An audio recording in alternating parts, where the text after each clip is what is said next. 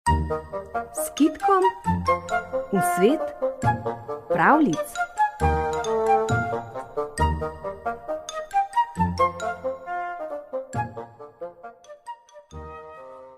Živel je svoje dni čevljarček, ki je rajši lagal, kakor zabijal žeblje v podplate. Nekoč ga je zanesla pot mimo Samsonove bajte. Samson je sedel pred svojo bajto in se grel. Bil je toliko orjak, da bi lahko nesel pol hriba v košu. Čevljarček se je postavil preden in mu predlagal, naj se poskusita, kateri izmed njiju je močnejši. Velikan je debelo pogledal pretlikavca in rekel: Ali te je še kje kaj? Ti se hočeš poskusiti z menoj v moči? Kar pridi jutri zjutraj, kamenje bova s pestmi drobila. Drugo jutro je zavezal zviti čevljarček v ruto kepo skute in šel k Samsonu kamenje drobit. Velikan je pograbil debelo skalo, jo del na koleno in udaril po njej s pestjo s takšno močjo, da se je zdrobila v prah. Čevljarček pa je vzel iz rute kepo skute, jo del na koleno in udaril s pestjo, da je brizgnila na vse strani. Samson je rekel: Poglejva, kdo je bolje zdrobil svoj kamen. Moj je prah. To ni še nič. Iz mojega se je kar voda pocedila, mu je odgovoril čevljarček. Samson se je čudil. Moža ni nikjer, a močan je le. Jutri se bova izkušala, kdo vrže kamen bolj daleč. Čevljarček si je prinesel drugo jutro vrabca v žepu. Samson je pograbil skalo in jo zabrusil s takšno silo, da bi bilo čevljarčka, ki mu je stal preblizu, skoraj odneslo. Ta pa je vzel iz žepa vrabca in ga izpustil, da je zletel še dalj od Samsonove skale, pa sploh izginil nekam za goro. Samsona je jezilo, da ga mali čevljarček prekaša, toda ni odnehal. Rekel je: Jutri greva pa češnje zobat. Drugo jutro sta šla češnje zobat.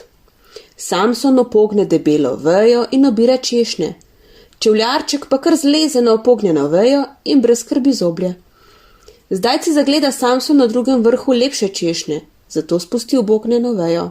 Toda joj, fruf, je smuknila veja v zrak in z njo je odletel tudi čevljarček, ki je sedel na njej. Padel je na tla onstran plota, prav pred staro ženico, ki je šla po poti. Ježešna, kako sem se ustrašila, je dejala ženica, ki se je od strahu uklala v jezik z edinim zobom, ki se je še majal od lesni. Nato je začudeno vprašala: Prijatelj, odkot ste prišli? Naravnost iz nebes, je rekel čevljarček. Jehata, iz nebes? Se je čudila ženica in se pokrižala. Potem ste pa gori videli mojega rajnkega Matevža. Kako se mu kaj godi? Dan danes je povsod slabo, je rekel čevljarček. V nebesih še celo, ker je gori že preveč ljudi in nimajo kaj jesti. Vaš Matevž je že bolj star, zato ga drugi še lažje odrivajo. Tako mi je rekel, ne poprosim pri vas zanj za nekaj klobas in liric za priboljšek. Joj, kaj mi poveste? Se je čudila ženica, da ji je sapo jemalo. Še v nebesih trpi moj rajni Matevž pomankanje. Kaj mu pripravim kaj za priboljšek, če mu hočete res vzeti s seboj? Pa le hitro, je rekel čevljarček, ker se mi mudi. Obiskati moram še svojce mnogih drugih nebeščanov, za katere imam sporočila. Ženica je peljala čevljarčka domov in usilila vso pot z vprašanji vanj, da revež že ni več vedel, kaj bi ji povedal. Doma se je zavrtela okrog ognjišča in kmalu je bil pečen lep kos krače in pripravljena klobasa. Čevljarček je vse pospravil. Ko je odhajal, mu je naročila, naj Matevža prav lepo pozdravi. Stisnila mu je še par stotakov za ljubega Matevža, svojega rajnkega moža. Čevljarček je vse lepo obljubil in odšel. Proti podnevu se je vrnil ženičin sin iz mesta. Ona mu je povedala, kakšen nepričakovan obisk je imela in kako je poslala svojemu rajnemu Matevžu nekaj klobas, krač in denarja. Sin je spoznal, da jo je nebeški odposlanec prav pošteno potegnil. Zajahal je konja in odhitel po cesti za njim. Ko je bil čevljarček že daleč, je začul, da jezdi nekdo za njim. Skočil je kraj ceste, snel klobuk z glave in ga tiščal k tlom kakor bi nekaj skrival. Ženičin sin je prijezdil mimo in ga vprašal: Ali čepite že dolgo časa tu ob cesti?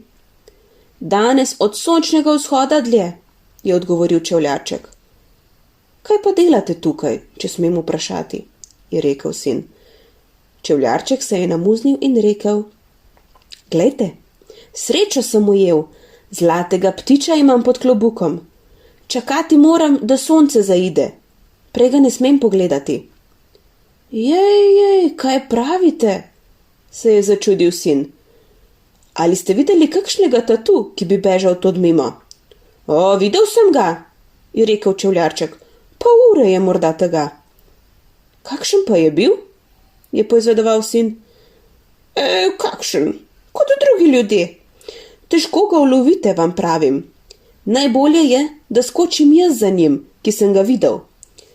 Podržite mi samo moj klobuk z zlatim ptičem za nekaj časa in posodite mi vašega konja. Koj vam pripeljem tatu? Toda gorje, če mi pred sončnim zahodom odkrijete zlatega ptiča pod klobukom. Tako je rekel čevljarček. Sin je bil zadovoljen s tem, posodil mu je konja in tiščal klobuk k tlom. Čakal je 1 uro, 2, toda čevljarčka le ni hotela biti nazaj. Tatu seveda tudi ne. Tako je zaman čakal do večera. Ko je sonce zašlo, si je mislil: Vsaj zlatega ptiča mu vzamem, če me je že za konja osleparil. Privzdignil je od strani klobuk in začel z roko prav previdno in počasi segati po zlatem ptiču. Ko je zagrabil, je držal pesti, prazen nič. Sedaj je spoznal, da ga je tat osleparil še za konja. Šel je žalosten domov. Ženica ga je vprašala: Ali si dohitel onega, ki je nesel priboljšek mojemu rajnemu Matevžu? Dohitel, je rekel sin. In še konja sem mu dal, da bo prej opravil svoje opravke tu na zemlji in lažje prišel v nebesa.